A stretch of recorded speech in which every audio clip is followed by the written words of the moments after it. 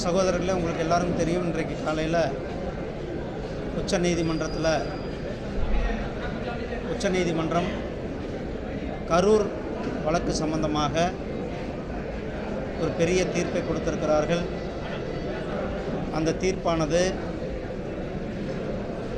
கரூர் சம்பந்தமான வழக்கை சிபிஐ விசாரிக்க வேண்டும் என்று உச்சநீதிமன்றம் உத்தரவிட்டிருக்கிறது. அதுவும் ஓய்வு பெற்ற உச்சநீதிமன்ற நீதிபதியினுடைய குழுவின் மேற்பார்வையில் நடத்தப்பட வேண்டும் என்பது. அதில் ஏன்னா மக்கள், அந்த பகுதி மக்கள் சொல்கிறாங்க, அதில் பல்வேறு உண்மைகள் புதைக்கப்பட்டிருக்கிறது. அதெல்லாம் வெளியே கொண்டு வரணும்னா அது சிபிஐ தான் வேணும் அப்படின்பது மக்கள், அந்த பகுதி மக்கள் நிறைய பேருடைய கோரிக்கையாக இருக்கிறது. பாதிக்கப்பட்ட மக்களினுடைய கோரிக்கையாக தான் இது இருந்தது. இன்றைக்கு உச்சநீதிமன்றம் ஒரு தீர்ப்பை கொடுத்திருக்கிறார்கள். இதன் மூலியமாக தமிழக அரசாங்கம் எதையோ மூடி மறைக்க முயற்சி செய்திருக்கிறார்கள். அது வெளிக்கொண்டு வருவதற்கு சிபிஐ வெளிக்கொண்டு வரும் என்று மக்கள் நம்புகிறார்கள்.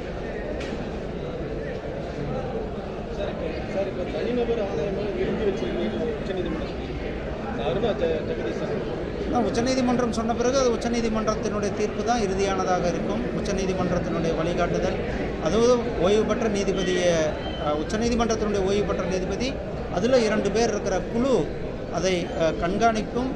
அந்த குழுவினுடைய மேற்பார்வையில் விசாரணையானது மேற்கொள்ளப்படும் என்று சொல்லியிருக்கிறார்கள். சார், இப்போ இந்த வழக்கு தொடர்ந்தவங்க திமுக ஒன்றிய செயலாளர் வந்து மிரட்டுறாருன்னு நீங்கள் ஒரு வீடியோ வந்து வெளியிட்டிருந்தாங்க. அதை எப்படி பார்க்குறீங்க? இதுதான், இதனால தான் இந்த வழக்கே சிபிஐக்கு போயிருக்கிறது. பாருங்கள், ஒரு வழக்கு தொடர்கிறவர் மேலே அவருக்கு சரியான பாதுகாப்பு இல்லாத அவரை மிரட்டுவது திமுக.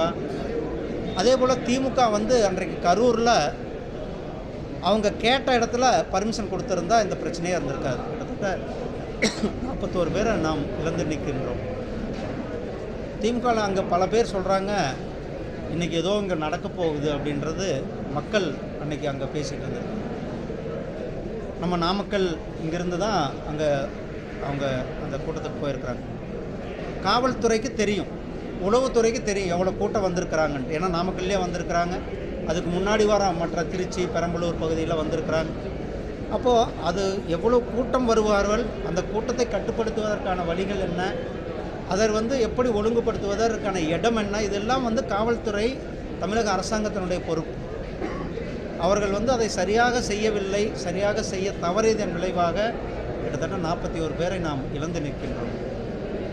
இப்பொழுது உச்சநீதிமன்றம் சரியான ஒரு உத்தரவை கொடுத்திருக்கிறது.